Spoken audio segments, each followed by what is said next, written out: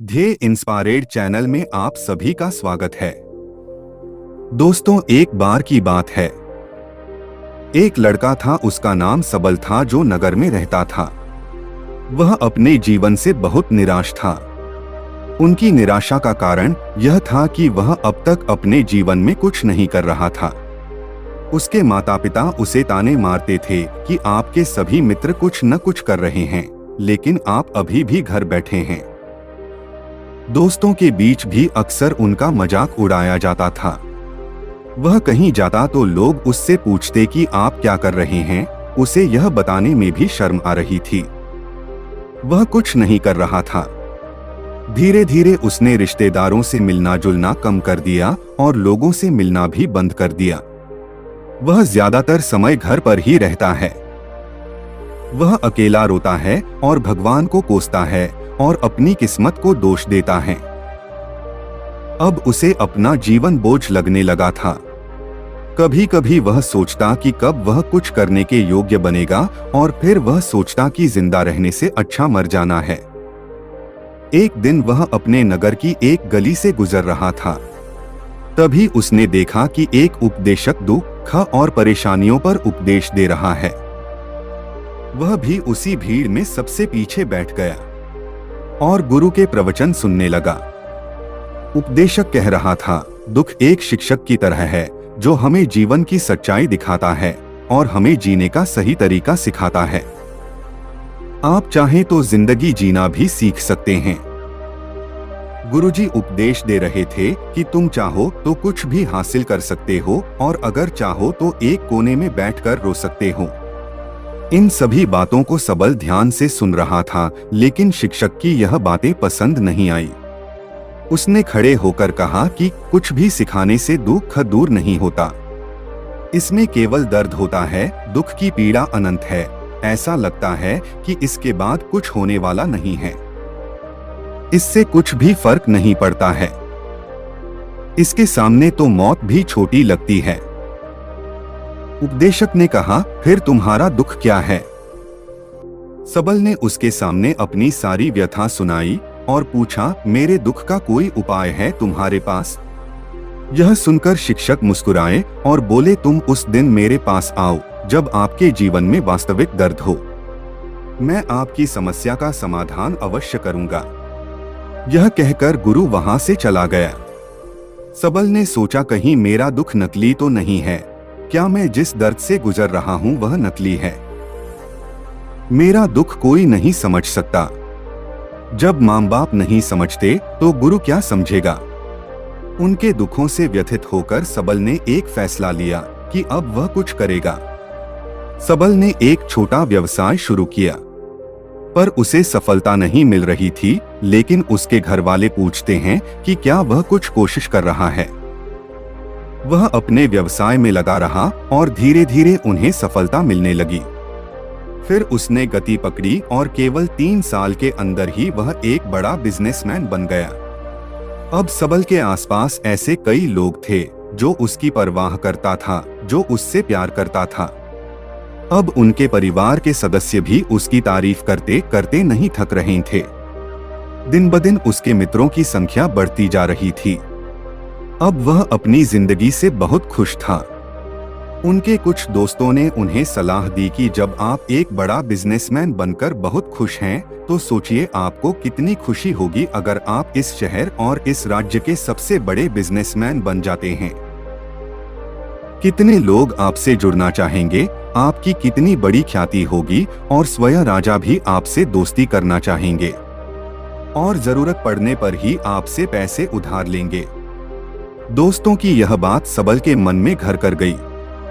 अब वह और पैसे कमाने की कोशिश करने लगा, लेकिन उसे यह सब बहुत ही जल्दी चाहिए था।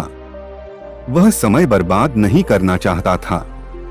उनका अधिकांश समय इन चीजों को प्राप्त करने में गलाने लगा। इसलिए वह ऐसे काम करने लगा जो सही नहीं था। उसने बड़ा उधार लेना शुरू कर दिया। उसके दोस्तों से पैसे की मात्रा और अधिक मुनाफा कमाने के लालच में वह अपने माल में मिलावट करने लगा।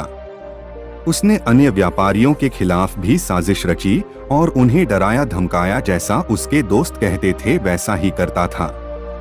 वह इन तरीकों से ज्यादा पैसा कमा रहा था, पर अब उसके जीवन में पहले जैसा चैन न था।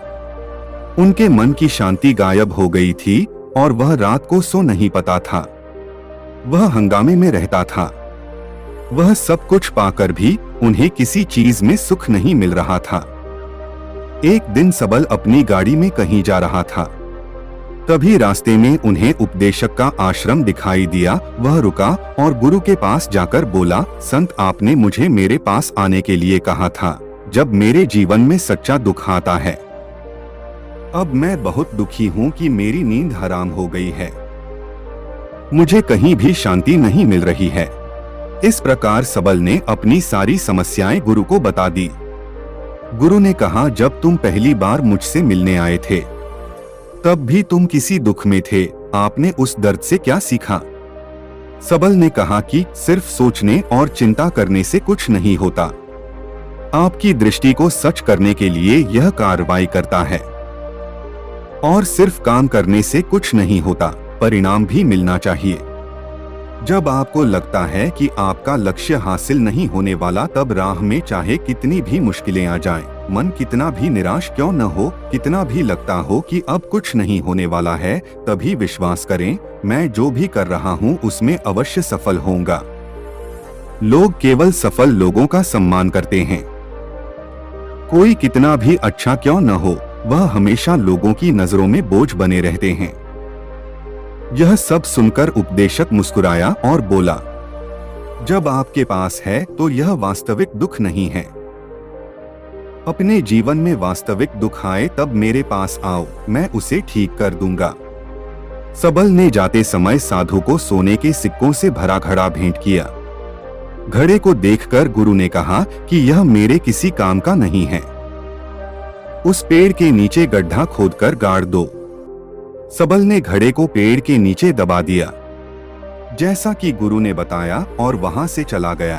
कुछ दिनों से कारोबार ठीक चल रहा था, लेकिन व्यापार के गलत तरीके के कारण धीरे धीरे उसे व्यापार में घाटा होने लगा। उसकी सारी दौलत धीरे धीरे खत्म होने लगी और एक दिन ऐसा भी आया जब उसके पास कुछ भी नहीं बचा और उस पर कर्ज का बोझ चढ़ गया था। परंतु वह निश्चिंत था, क्योंकि उसने अपना सारा कर्ज अपने दोस्तों से लिया था।